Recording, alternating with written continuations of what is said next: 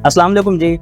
तो आज की वीडियो में मैं डिस्कस करूंगा कि कनाडा या यूरोप पहुंचने के लिए इजी पाथवे क्या है, क्या पॉसिबिलिटीज़ हैं, कौन कौन से ऐसे रास्ते हैं जिनके ज़रिए आप कनाडा या यूरोप में पहुंच सकते हैं, वहां पर सेटल हो सकते हैं, काम कर सकते हैं। क्योंकि जैसा कि आप जानते हैं कि पाकिस्तानियों के लिए इन जैसे ममालिक में पहुंचना, जिनमें ऑस्ट्रेलिया आता है, कनाडा आता है, USA आता है, यूरोप आता है, पहुंचना बहुत मुश्किल होता है। एक तरह सेटल होना बहुत मुश्किल होता है, वीज़ा ही नहीं मिलता, अपॉइंटमेंट नहीं मिलती।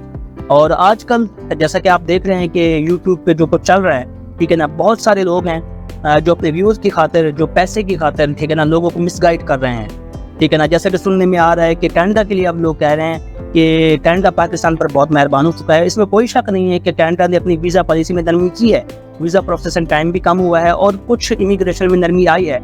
लेकिन इसका मतलब ये नहीं है कि मतलब कोई रिक्वायरमेंट ही नहीं है कनाडा की, ठीक है ना। लोग कहने की कोशिश कर रहे हैं कि कनाडा के लिए आप कोई बैक स्टेटमेंट की ज़रूरत नहीं है, आइल्स की ज़रूरत नहीं है, ट्रैवल हिस्ट्री की ज़रूरत नहीं है। यार आप खुद सोचें कि कैसे हो सकता है कि थाईलैंड जैसा मुल्क भी, ठीक है ना, कंबोडिया जैसा मुल्क भी, वो भी बैंक स्टेटमेंट मांगता है, ठीक है ना, जिसका वीज़ा बहुत ही आसान है, वो भी बैंक स्टेटमेंट मांगते हैं, उनकी भी रिक्वायरमेंट है। तो कनाडा जैसा इतना बड़ा मुल्क, उसको क्या ज़रूरत है, ऐसी क्या उनकी मजबूरी है कि वो पाकिस्तानियों के लिए कहते कि इनके लिए सारी जो शराइत है वो ख़त्म है, ना कोई बैंक स्टेटमेंट चाहिए, ना कोई आइल्स चाहिए, कुछ भी नहीं चाहिए।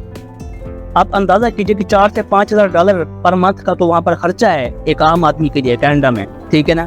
और वो इस चीज़ को रियलाइज़ करते हैं कि इतना ज़्यादा जब खर्चा है कनाडा में तो बैंक स्टेटमेंट तो मस्ट है। इसलिए जो लोग भी ऐसा कह रहे हैं उनकी बातों में मत आइए, ठीक है ना। इस किस्म का कोई सीन नहीं है कि आप सारी शराइत के बगैर जो है ना कनाडा पहुँच जाए। ये चीज़ें लाजमी होती हैं, बैंक स्टेटमेंट आपके लिए लाजमी होती है, ट्रैवल हिस्ट्री लाजमी होती है, ठीक है।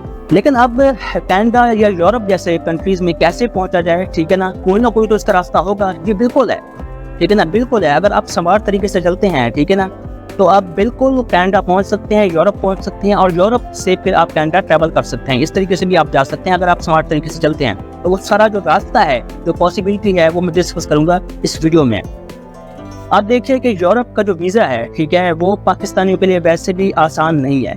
बहुत सारे लोग हैं, ठीक है ना, जब वो यूरोप अप्लाई करने लगते हैं तो वो जर्मनी, पुर्तगाल, फ्रांस, स्पेन और इटली जैसे कंट्रीज़ में, जो मशहूर कंट्रीज़ है, वहाँ पर अप्लाई करते हैं।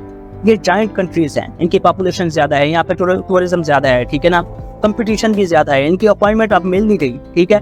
और पाकिस्तानियों के लिए इनके जो वीज़ा शराइत हैं वो बहुत ज़्यादा सख्त हैं, बहुत ज़्यादा बैंक स्टेटमेंट, ट्रैवल हिस्ट्री, ठीक है ना, उनको चाहिए होती है, ठीक है ना, तभी आपको इनका जो वीज़ा है वो इशू होता है। और आजकल तो अपॉइंटमेंट इनकी वैसे भी नहीं है। लेकिन आप ये बात याद रखिए कि यूरोप में 26 शेंजन स्टेट्स हैं, ठीक है ना, 26 कंट्रीज़ हैं।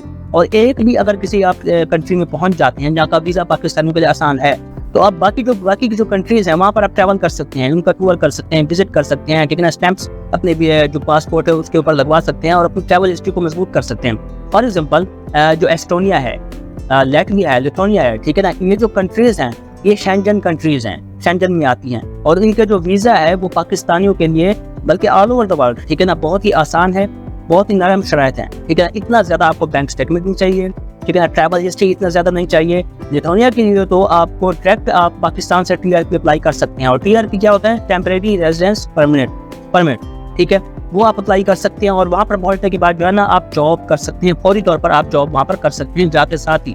और लिथुआनिया में बहुत ज़्यादा, ठीक है ना, जॉब ऑफर मौजूद है, कंपटीशन बहुत ही कम है। 28 लाख टोटल आबादी है यार लिथुआनिया, ठीक है। तो इस तरीके से जो है ना आप लिथुआनिया में पहुंच सकते हैं, वहाँ पर TRP लेके, और वहाँ पर आप जॉब कर सकते हैं और वहाँ पर सेटल हो सकते हैं। TRP लेने के बाद आप लिथुआनिया से ही आप किसी और मुल्क का वीज़ा अप्लाई कर सकते हैं, ठीक है ना जी। और लिथुआनिया एक क्या है, शेंजन कंट्री है, लाइक एस्टोनिया, लैटविया, ठीक है ना, इनके वीज़े भी बहुत आसान है। और इसका मतलब ये है कि अगर आप लिथुआनिया पहुँच जाते हैं या एस्टोनिया पहुँच जाते हैं तो आप जर्मनी, फ्रांस, पुर्तगाल, इटली, स्विट्जरलैंड वगैरह आप इसलिए वहाँ पर जा सकते हैं विदाउट हेजिटेशन, ठीक है ना। कोई बॉर्डर नहीं है, कोई आपको वीज़े की ज़रूरत नहीं है, ठीक है ना। तो इस तरीके से आपकी ट्रैवल हिस्ट्री भी मजबूत हो सकती है।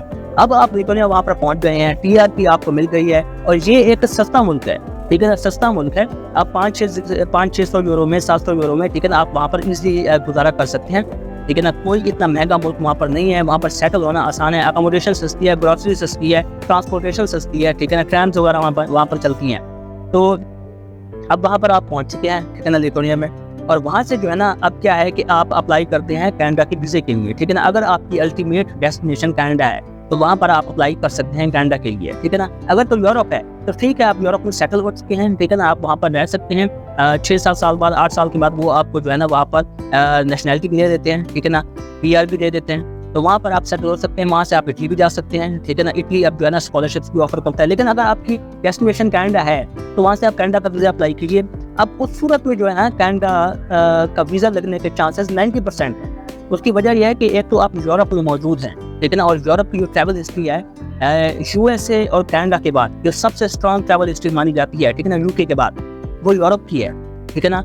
और मतलब है आप यूरोप में इस वक्त मौजूद हैं, इंतहाई स्ट्रॉन्ग आपकी ट्रैवल हिस्ट्री बन चुकी है, ठीक है ना। बाकी जो स्टेट्स हैं, जर्मनी, फ्रांस, वहाँ भी आप होके आ चुके हैं, तो ट्रैवल हिस्ट्री तो आपकी स्ट्रॉन्ग हो चुकी है। इसके अलावा आपकी जो बैंक स्टेटमेंट है, क्योंकि वहाँ पर जो है ना आप यूरोज में कमाएंगे दुनिया में, ठीक है ना, और आपकी जो आपके पास पैसा भी आ चुका होगा, बैंक बैलेंस भी आ चुका होगा, तो आपकी बैंक स्टेटमेंट भी काफ़ी मजबूत हो चुकी होगी, ट्रैवल हिस्ट्री भी हो चुकी होगी, ठीक है ना। और आपका मतलब है जो सारा क्लियरेंस वगैरह भी हो चुकी होगी कि इसका कोई क्रिमिनल रिकॉर्ड नहीं है, ठीक है ना। हेल्थ सर्टिफिकेट भी आपका मतलब है, हेल्थ सर्टिफिकेट के जरिए ही आपने यहाँ वो दिया होगा, तो आप तभी दुनिया पहुँचे होंगे ना। तो इस तरीके से जो भी सब शराइत होंगी ना वो ऑलरेडी आप पूरी कर चुके होंगे, ठीक है। उस सूरत में जो है ना आप जब कनाडा में अप्लाई करेंगे तो आपका इजीली वीज़ा वहाँ से लग जाएगा, ठीक है ना, कि आप ऑलरेडी यूरोप में मौजूद है और वहाँ से आप कनाडा में जा सकते हैं विजिट वीज़ा पर।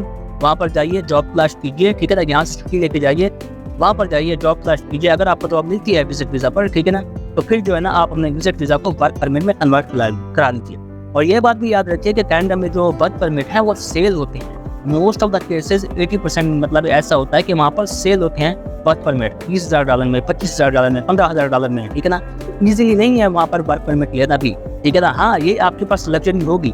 अभी अगर आप पाकिस्तान से अप्लाई करेंगे, आप वहाँ पर जाएंगे, ठीक है ना, आपको ये डर होगा मेरे पैसे खत्म होने वाले हैं, मेरा वीज़ा खत्म होने वाला है, ड्यूरेशन खत्म होने वाला है, मुझे पाकिस्तान वापस आना पड़ेगा या घर से पैसे मंगवाने पड़ेंगे। उस सूरत में आप पे बहुत ज़्यादा प्रेशर होता है, ठीक है ना। आपको वर्क परमिट चाहिए होता है और वर्क परमिट वही होते हैं, मतलब एक दुक्का केसेस होते हैं, कुछ केसेस होते हैं 20% कि आपको वर्क परमिट मतलब जेन्युइन वर्क परमिट मिल जाता है विदाउट मतलब मनी के, किसी पैसों के बगैर, ठीक है ना, और जेन्युइन होता है।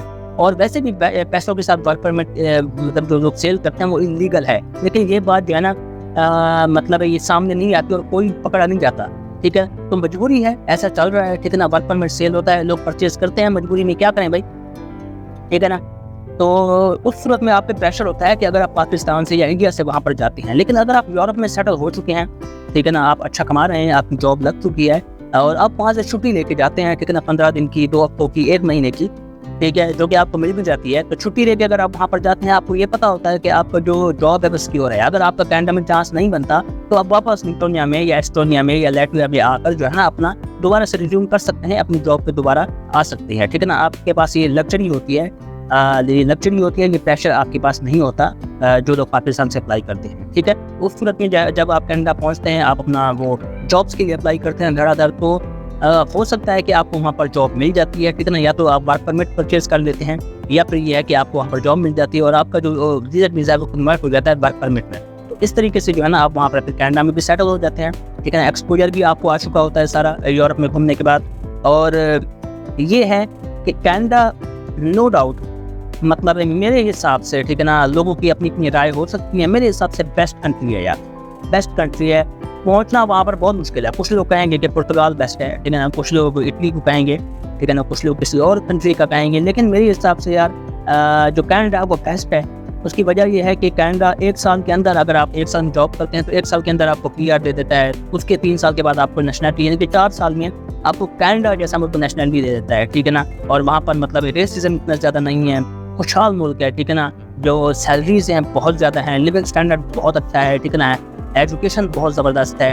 तो बहुत ही मतलब इसके फ़ायदे हैं। US से करीब है कनाडा की, यानी कि बॉर्डर लगता है। आप हर हफ्ते, हर महीने आप US घूमने के लिए जा सकते हैं, जिनको USA का क्रेज़ होता है, ठीक है ना। इस तरीके से जो ज्योग्राफी है कनाडा की वो भी बहुत ज़बरदस्त है।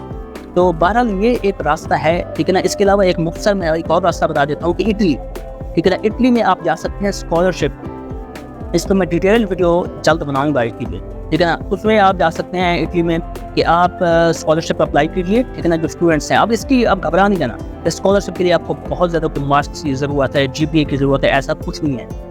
इसमें आपने ये करना है कि आपने मतलब 2-3 इसकी रिक्वायरमेंट होती है। पहली तो यह है कि जो आपकी इनकम है वो मतलब है पाकिस्तानी सालाना 15 लाख से कम होनी चाहिए, ठीक है ना। 15 से 20 लाख मैं बोल रहा हूँ, मतलब कंफर्म कर लीजिएगा, तो उससे कम होनी चाहिए आपकी सालाना, ठीक है ना। आप डिपेंडेंट है किसी पे, आपकी, आपके फादर की, जिसकी भी, आपकी जो मतलब है फैमिली की इनकम है वो 15-20 लाख से कम होनी चाहिए। दूसरा इसका यह है कि आपका जो है ना एडमिशन हो जाना चाहिए किसी यूनिवर्सिटी, ठीक है ना, एडमिशन आपका हो जाना चाहिए, ये इसकी रिक्वायरमेंट है खाली, ठीक है ना। और कोई रिक्वायरमेंट नहीं है कि आपकी इतना GPA होना चाहिए, फलाना होना चाहिए, ढमकाना होना चाहिए, ऐसा कुछ भी नहीं है, ठीक है ना। तो आपको जो है ना स्कॉलरशिप मिल जाती है, 7200 यूरो जो है ना आपको पर ईयर के मिलते हैं, यानी कि 600 यूरो पर मंथ, जो कि पाकिस्तान में तकरीबन 18-20 लाख रुपये बनते हैं, ठीक है।